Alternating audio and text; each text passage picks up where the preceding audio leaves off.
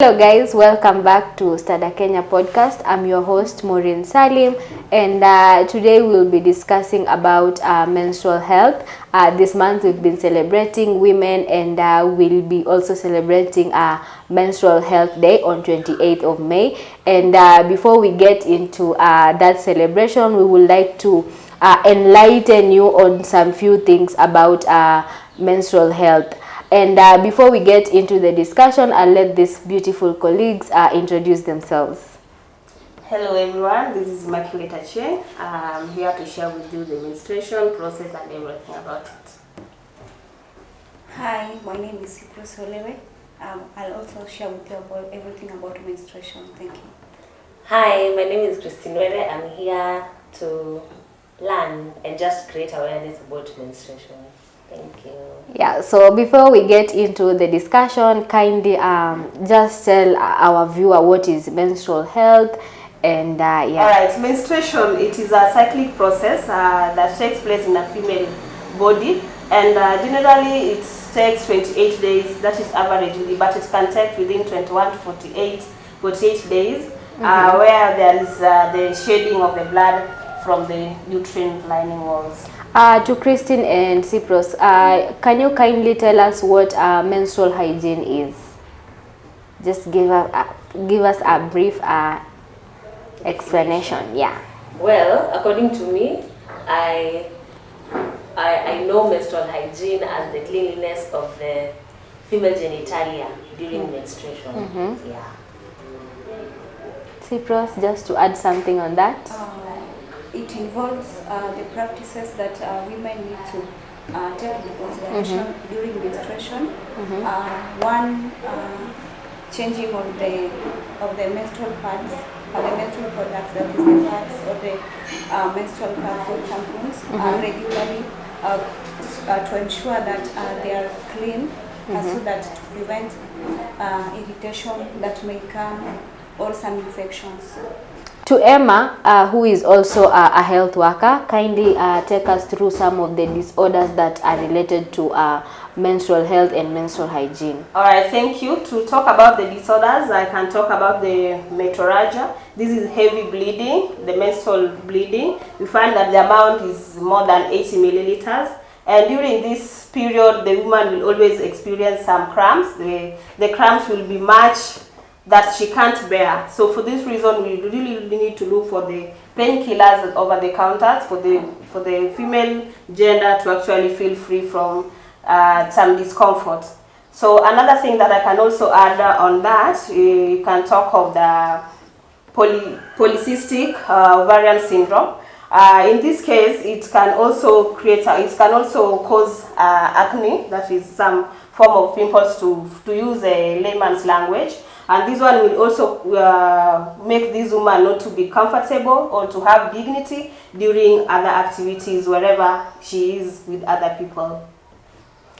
Yeah, so just to highlight some of the taboos that are related to menstruation and menstrual health. I know we highlighted them in the previous episode, but we can just mention a few from the facility, and Christine and Cyprus, they can just give us examples of taboos that they see when they go to the community. There are many taboos that we've heard of, but I'll just mention a few and then let my colleague do the mention others. There's when a woman engages in sex with a man, the man will die. The man will die. There's actually, if the lady goes to the shamba and she's on her menses, all the plantation there will die. Another one, that someone should not go to church when on their menses. They are unclean and impure to go to church. Yeah. Cyprus? Yeah, to add on that, you can, in some communities or religious settings, you can go to church, but you are not allowed to take the Holy Communion because you are considered unclean. Oh. Yeah, I've heard of that. And also to add on that of going to the shamba, some communities like they believe that if you go to the shamba, for example, if you go to harvest sukuma wiki, they will dry, they will shrink, the leaves will shrink, and then the plants will die. I also heard of it When I was in Narok, when I was in Narok sometimes back, I also heard from it from the Maasai people. They also talk of the same thing, that if a woman goes to the shamba to fetch, to harvest sukuma wiki, the leaves will shrink and the plants will die. So somehow it cuts across, unless you confirm with us from your community if it's. So from my community are things like going to the church and maybe attending at the altar. It's not allowed. But the thing to do with not going to the shamba because the plants will wither and all that, I've not heard of it. It's my first time actually. Well, I don't really understand why these myths came to be, because it is God who created us. And Exactly. It's God who put our systems to experience And it's menstruation normal. every month. So when you tell someone that if you are unclean to go to church when on your menses, why are you like contradicting God? But I think it's things to do with taboos and all that. It's something that should be brought on discussions, and we see the logics of it all. Because at the end of the day, you are like, it's normal. It's something normal, and it was put to us by God, not that it's something that just happened. And purchased it. Yeah. So as much as we have these taboos, it's something that should be a topic of discussions, because at the end of the day it's something normal. And we want to by 2030 we want to make menstruation a normal thing. Period. So these whole things should be discussed, and it's something normal. So if it's normal, it should not hinder me to do something or practice something, maybe in church or in the community. So to Emma, maybe you just tell us some of the taboos that the people bring to the facility, and they're like, unajua mimi. So just tell us some of them. Okay, about the taboos, in the facilities where we work from or in, they are not so much, because we've tried to create awareness. We've tried to help people so that they have the information about the menstruation and get to understand that menstruation is just a natural process that has to take place once a woman is above the puberty period. Yes. Just to add on taboos, at some point I feel like these taboos. What is taboos?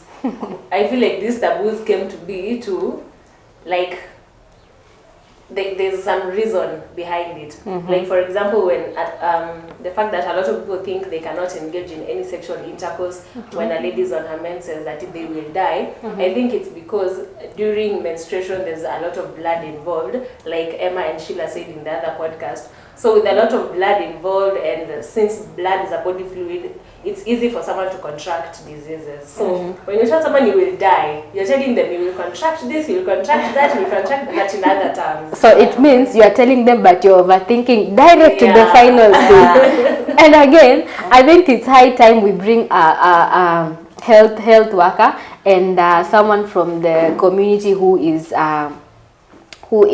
well educated in terms of traditions and all that, then they can have that open discussion. Because at the end of the day, you'll find that as much as they are telling you this, they also have their reasons, so that we can compare and contrast. So on the other hand, as we approach the menstrual health day, which will be celebrated on 28th of May, I think it will be so wise of us to demonstrate or to show our viewers some of the products and all that, just to enlighten them on the products that women use during menstruation.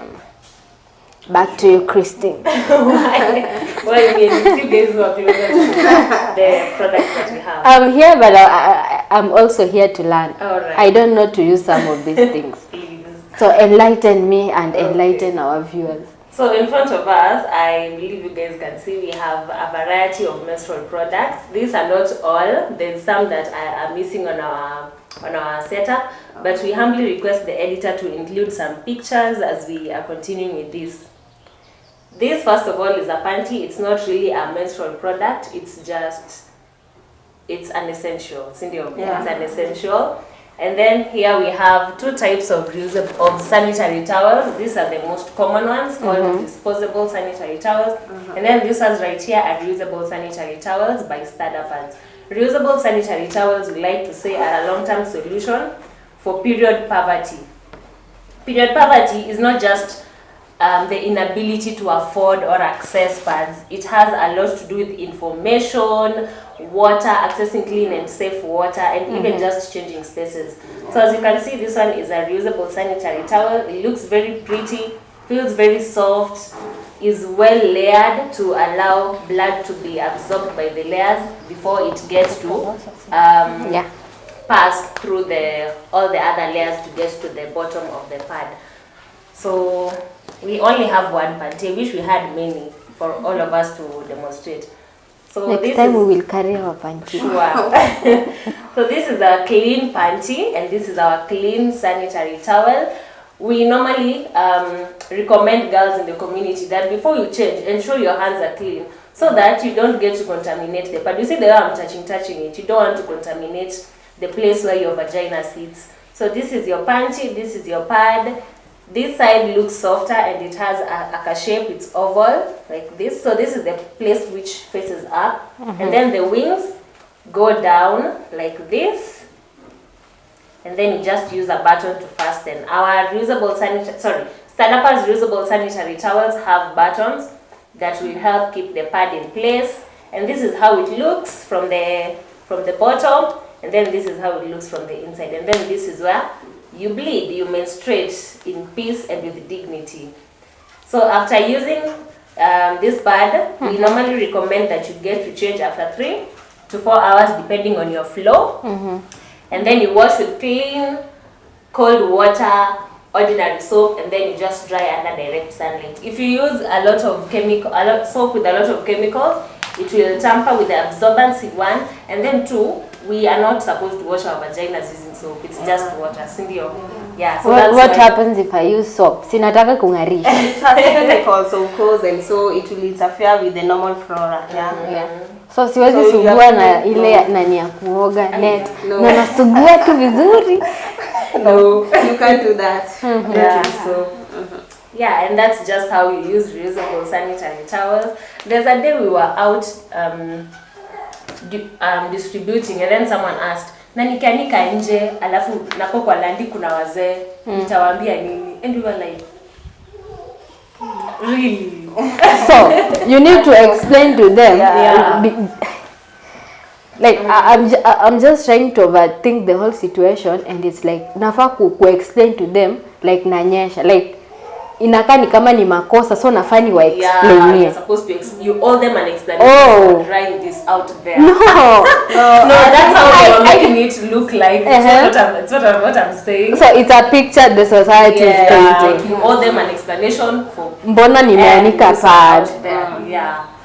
So it's normal. It's very normal. Okay, it's normal, but at times maybe these people, they are not aware of the menstrual products that people are having, and maybe it might be the first time you airing it out, and then they'll be like, what is this? And then you say it is a menstrual pad, so, and be like, why are you doing that? Why are you putting it outside? Why do you want us to know that you're menstruating and all that? And maybe from there they can also say that it is a taboo for women to do what? To air their pads outside. So it means that we really need to create that awareness and let everyone know about it. So it means kama siwezi anika pad kwa jua, pia panty yangu siwezi anika kwa jua. Yeah, because inaweza kusema ni equal to a pant. So kama kuanika hii, I need to explain to them mbona naanika. So what about a pant? So meaning nikitoka nje na niweke panty yangu jua ipige, pia kwao inakaa makosa.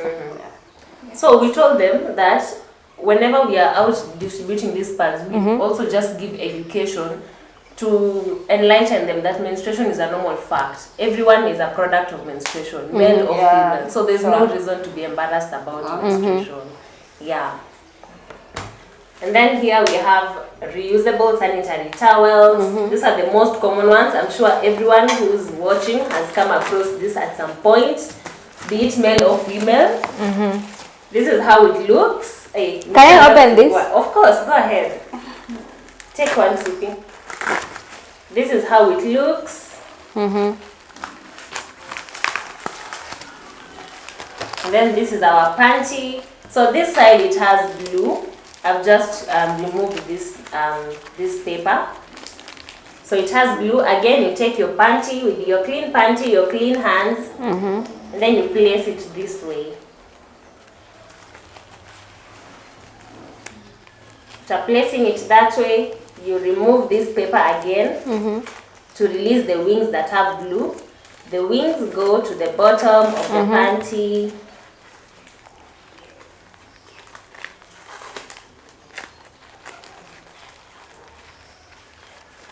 Yeah, and here is where you bleed. You remove your pad after 3 to 4 hours again, still depending on your flow. Yeah. And when you've removed it, a lot of people normally ukishatoa hii, they go ahead and Jesus Christ. Can use this?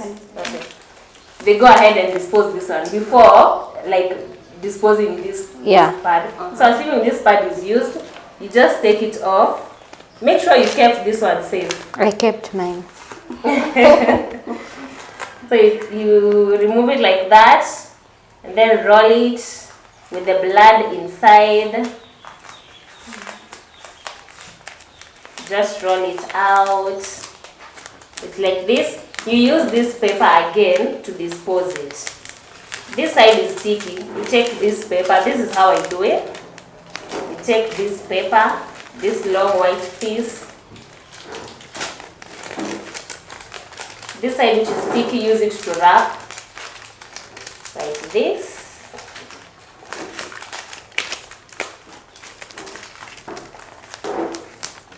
And then cover it with this one and then just dispose it either in the pit latrine or in the dustbin. You can as well burn it. You can as well burn it. But they don't easily burn. Me, I don't understand how Sagi burn your parts. I burn them. Burning is not recommended. I stay in Runda, so that side we don't have pit latrines.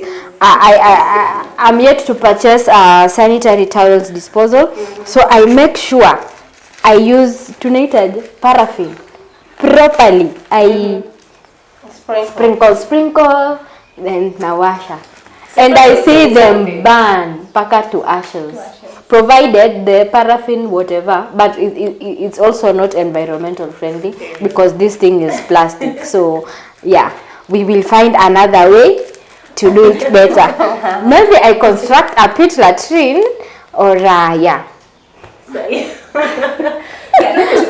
that was just a by the way. Yeah, to add on that, burning is not recommended because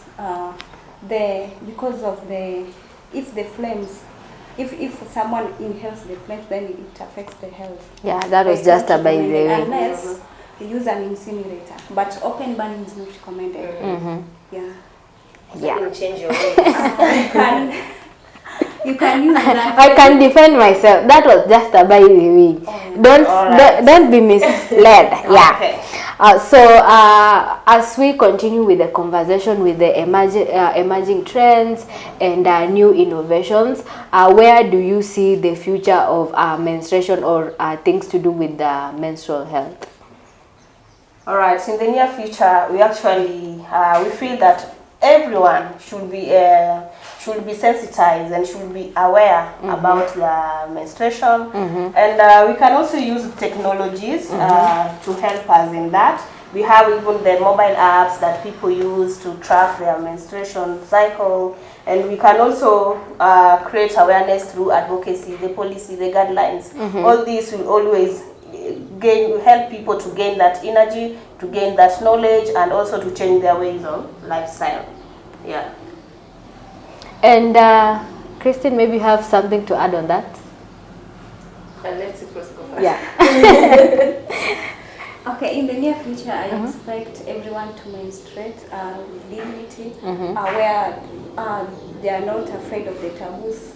To add on what Immaculate has said, I want to, in the next future, like to see that everyone is sensitized in such a way that even if I hang my the reducible sanitary towel outside, then no one will discriminate me. No one will talk ill of me. Yeah. Sure. For me, I would love a world where people menstruate with dignity. There's less stigmatization, especially in schools, among school-going children. There is limited myths and misconceptions about menstruation, and there's correct and accurate information about menstruation. Another thing, this has been a topic of discussion for some time, but I am a living testimony. Men should, like, we were discussing this the other day until it happened to me, and I saw like this thing should actually happen. So a short story time. We were in the field, yeah. Bali, very very far. Kupata duka ni ngumu kidogo. And then I felt some type of way down here. Nika feel through some moisture, and then I feel tumbo yangu cramps zimekuja. The ladies I was with hawakuwa na pads. Like tulikuwa tumeenda field, hakuna bagging, unasema kuna padding or something. Tulikuwa 3 ladies and 2 gentlemen. One was the driver, and then the other one was our camera guy, our cameraman, yeah. So nikauliza the ladies I was with, ati mko na pads? Wakasema hey, hatujabeba. Nikauliza the mobilizer of the activity we had gone to. Akasema hana, but she offered to give me a leso. Nikasema before nifike hii point yenye natumia leso, acha niulize the men I was with. I asked the cameraman, hey, padi kwa gari. And I was like, thank you, Jesus.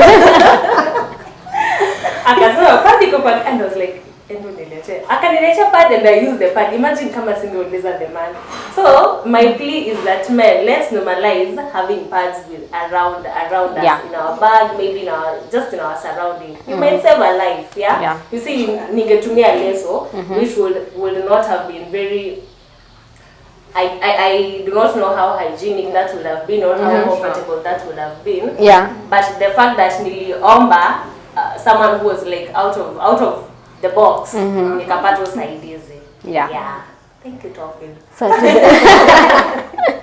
Tofil, if you are watching this, thank you for saving a life. And continue doing that.